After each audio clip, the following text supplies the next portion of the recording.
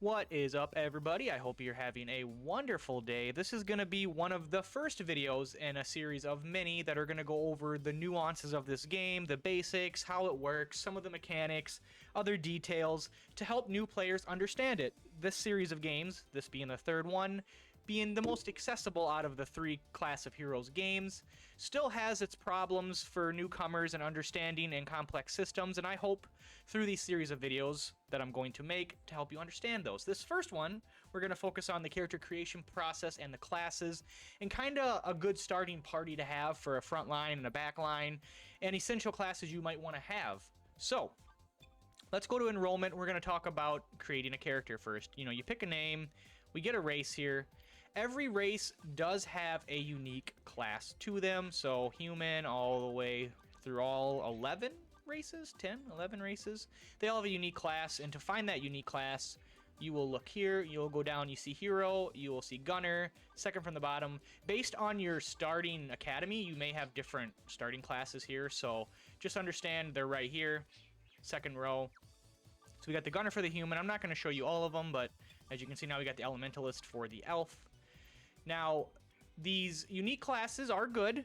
Obviously, they're unique to a certain race, but if you make your party all out of unique classes, you might kind of run into some problems. There are some key classes you want to have in your party, especially early on and when you're starting.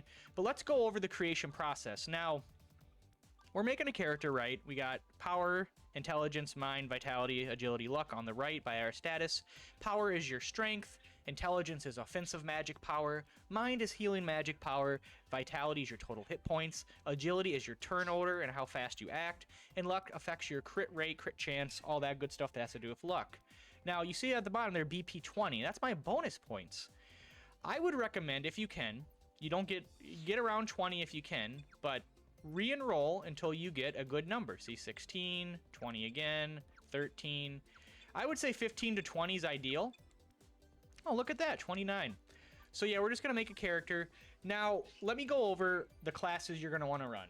And at least a couple, I'll give you like 2 or 3 that are essential. The rest you can kind of mix in. You're definitely going to want a solid front line. And as you can see, the races have different starting stats. Now, a dwarf has 11 power, 11 vitality, so far the highest. And then you got Bahamut, which is 14 vitality and 14 power. And those two are the highest. So I would recommend a Bahamut and a dwarf in your party on your front line. The reason is because they have the highest power and vitality out of all the races. Now, when it comes to that, and then you want to do BP, make sure you max out 10 points into those, and then put the rest either into agility or luck.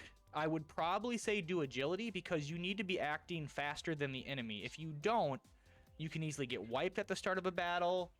The enemy will get a turn in and do more damage, and then you got to mitigate that by doing extra healing. Now you're out of MP. There's just a lot of bad things that can go on if you're not acting before the enemy, so try to get agility as high as you can, even if it's not something of a priority stat. Turn order is very important, and I would recommend working on that. Now, we'll just dump them all in there just for the sake of it.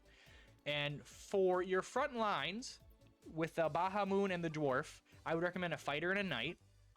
I would make the dwarf a knight, because that's going to be your tanky frontline guy. And if you do the Bahamut, you can either do their unique class, the Dragon Knight, which is pretty good. It's a pretty good choice because it's unique to them. Or if you want to stick with it, do a fighter. But you're going to want at least 2 of these guys, one of each of these on the front line. And you can even make a third one and then have it be a different class. But you're going to want at least 2 frontline units, preferably 3, to get you through the basics. And then 2 essential classes you're going to want no matter what. And I'll even tell you the races that work best. You can do a Celestia if you want. Now this can be a mage. Celestia, or we can do an elf. Probably not an elf, actually. I would take Celestia. 14 mind. Let's see. Let me just double check, make sure. Yeah, Celestia. Celestia is going to be your healer, and you're going to make them into a photomancer. They do light magic, and that's where you're going to get healing from. The other classes, the other, what do we say, elements, like there's healing and wind. You can get healing in these as well, but you just get it earlier, and it's more potent in the light magic. So you're going to want a healer. And then we're also going to want a thief.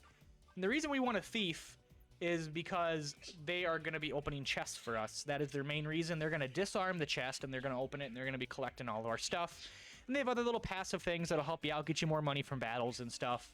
A Felper makes a good thief, and we do that. Right here, they're a rear guard, so they're going to be in the back.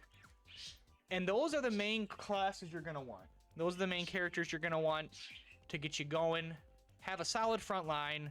Have a healer and a thief in the back with another unit in the back. And that'll get you going through the basics. I did, as you can see here, if we can look at my stats here. I've kind of moved them around a little bit. But we got a knight, a dragon knight, a heroine, an aeromancer, a thief, and a pyromancer. That's what I'm currently running. And it's working pretty good. They do gotta, level up. Do keep in mind when you are playing this game, you are gonna have to grind. I know you don't want to grind, but you're gonna have to. That is a main focus. You will spend even the first half hour to an hour just in the first area leveling up, because even the starter mobs that you encounter will beat you pretty hard. And every time you go into a new area in the same map, let alone you go to a whole new map or a whole new labyrinth or dungeon, the enemies will scale greatly, and they will be different, and they will hit harder, and you will realize just the area before you were one-shotting them, and now you're in the next one and you're almost getting one shot. So grinding is very important. You gotta do it. I know it kind of stinks. I'll help you with some videos on that and some tips to make it a little bit easier. But this video's already gone on pretty long, and I don't want my videos to be too long. I don't, want to preach to you for an hour about stuff. So I'll break them up into smaller videos. But hopefully this video was helpful. If you guys got any questions, drop them down below and let me know. And as always, thank you guys so much for watching. I hope to see you in the next one. Until then, later guys. Peace out. Have a good one.